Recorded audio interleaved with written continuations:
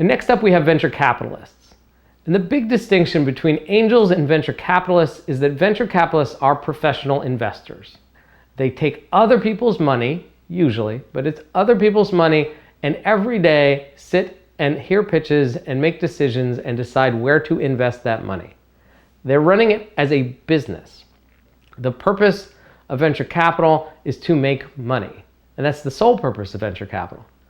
So what you have to think about as you go out to raise money, in all cases, but especially in the stage of venture capitalists and very large angels, is why are they doing this? Sit down in the venture capital case and think about their business model. They're running a business. And there's a usual structure. There's a very common structure across all VC funds, or nearly all VC funds. It goes like this. A venture capital entity is a partnership, right? It's legally created as a limited liability partnership with two types of partners. There are the general partners, which are the management, and then there are limited partners, which are providing the funds. So most of the funds from venture capital come from much larger institutions. They come from pension funds and endowments in colleges and universities, places where there are huge piles of wealth, and they take a very small sliver of that wealth and hand it to the venture capital firms to go invest to make more money, right? Again, it's an asset class. These institutions are betting a large amount of their money on stocks and bonds and a smaller amount of money on other things, including venture capital. All right, so they take this pool of capital, which generally runs between $50 million on the low end and $1 billion on the upper end. Right? It's a rather large range. And again, that's the sliver of their money. And they don't actually write the check to the VC. When they say, I'm going to give you $1 million to invest or $10 million to invest, they don't write the check or wire the money over to the VC.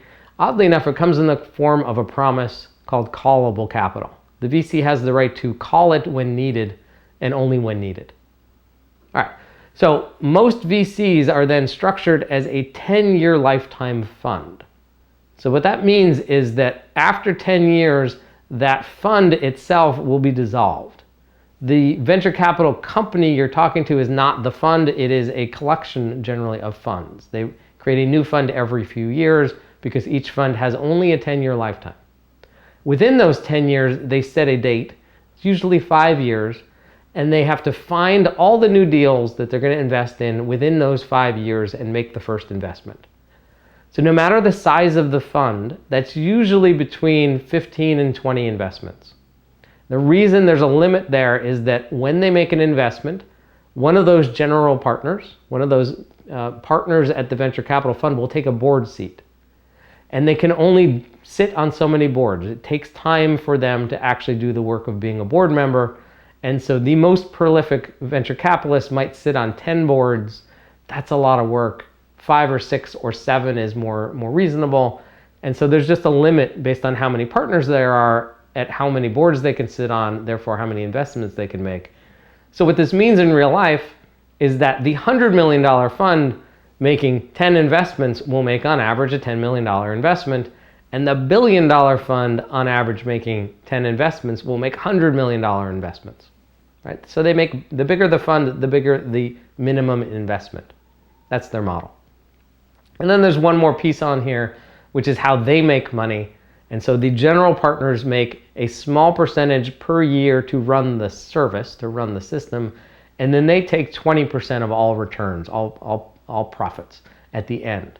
And so with $1 billion at stake, invested out, if there's a return on there, it's a rather large number, and they make a reasonable living.